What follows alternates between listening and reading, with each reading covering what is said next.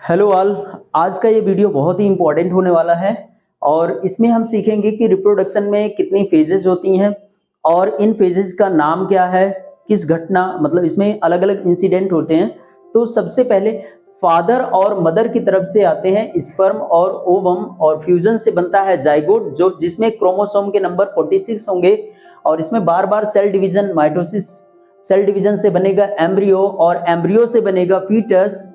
ये foetus mother के uterus में अटैच है और इससे बनेगा, इससे फुल्ली डेवलप बेबी जो है जन्म लेगा, न्यू बॉर्न बेबी।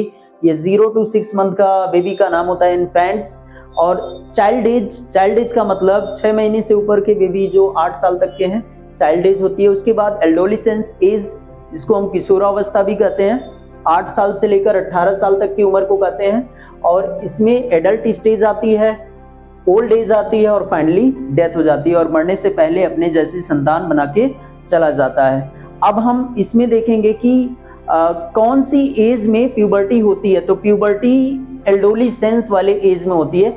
एडोलेसेंस में गर्ल्स में थोड़ी सा अलग होता है और बॉयज में थोड़ी सा अलग होता है। गर्ल्स में 12 to 13 ईयर्स की एज में होता है प्यूबर्टी, यानी मेंस्ट्रुअल साइकिल स्टार्ट हो जाता है। प्यूबर्टी का मतलब एक ऐसी एज जिसमें गैमीट का बनना स्टार्ट हो जाता है, यानी स्पर्म या ओवम का बनना स्टार्ट हो जाता है। तो बॉयज में थोड़ी सा डिले होता है, 13 to 14 ईयर्स की एज में होता है। अब हम देखते हैं कौन कौन से इसमें इंसिडेंट होते हैं रिप्रोडक्शन के टाइम पर। तो सबसे पहले गैमेटोजेनेसिस। गैमेटोजेनेसिस का मतलब गैमीट का बनना यानी स्पर्म का बनना स्पर्मेटोजेनेसिस और ओवम का बनना oogenesis। अब इसके बाद फर्टिलाइजेशन हो गया यानी fusion of male gamete and female gamete. इसके बाद जो जाइगोट बना उसमें बार बार सेल डिवीजन होगा, एम्ब्रियोजेनेसिस कहलाता है।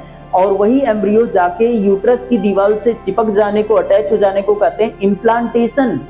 इम्प्लांट जो बेबी जाके अटैच हो गया उसका डेवलपमेंट होगा और इस टाइम को कहते हैं जेस्टेशन टाइम, यानी 9 महीने के आसपास होता है ह्यूमन में और दूसरे एनिमल में अलग अलग होता है जेस्टेशन टाइम। पार्चुरेशन का मतलब होता है बेबी का जन्म हो जाना, यानी गिविंग बर्थ टू बेबी।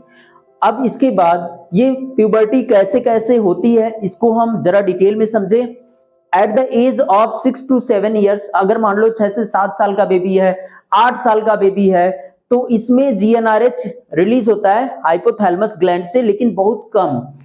एक ऐसी अवस्था जिस पर इस जीएनआरएच की मात्रा क्या हो जाती है, बहुत ज्यादा बढ़ जाती है प्यूबर्टी के टाइम पर। और ये जीएनआरएच जब ज्यादा हो जाता है तो पिट्यूटरी ग्लैंड जो कि ब्रेन में होती है, इससे 2 प्रकार के हार्मोन निकलते हैं, एलएच और एफएसएच। मेल में अलग काम करेगा, फीमेल में अलग काम करेंगे ये। चलो देखते हैं सबसे पहले एलएच मेल में कैसे काम कर रहा है। तो मेल में आपने देखा था लेडिग सेल जो सेमिनिफेरस ट्यूब्यूल के बीच में जो स्पेस होता था ना, वहां पर प्रेजेंट थी। ये रिलीज करती हैं क्या चीज, एंड्रोजन या मेल हार्मोन को। तो आप याद करने का तरीका क्या है, एल से एलएच, एल से लेडिग सेल। तो एलएच कहां पर मेल में एक्ट करेगा, लेडिग सेल पर। और वहीं एफएसएच जो है वो मेल में कहां पर एक्ट करेगा, सर्टोली सेल पर। सर्टोली सेल जानते हो, सेमिनिफेरस ट्यूब्यूल के अंदर जो सेल थी उसका नाम था सर्टोली सेल और ये नरिशमेंट करती है स्पर्म का, जो डेवलप हो रहा है ना स्पर्म, उसका नरिशमेंट, उसका पोषण करती है और इससे स्पर्म का प्रोडक्शन हो पाता है। अब फीमेल में एलएच और एफएसएच कैसे काम करते हैं। अगर फीमेल है तो इसमें फॉलिकुलर डेवलपमेंट हो रहा था, primary follicle, secondary follicle, tertiary follicle और फाइनली ग्राफियन फॉलिकल बना था। ये बस्ट हो जाता है, बस्ट होने के बाद ओवम रिलीज हो जाता है ओवेरी से। रिलीज होने को ही कहते हैं ओवुलेशन। अच्छा, इसी को एलएच सर्ज एनसीईआरटी में बताया गया है। अब इसके बाद फीमेल में एफएसएच का काम क्या है, तो यहां पर ये फॉलिकुलर डेवलपमेंट में हेल्प करता है, यानी ओवम के फॉर्मेशन में हेल्प करता है। तो ये बहुत ही इंपॉर्टेंट टॉपिक है। Thank you all.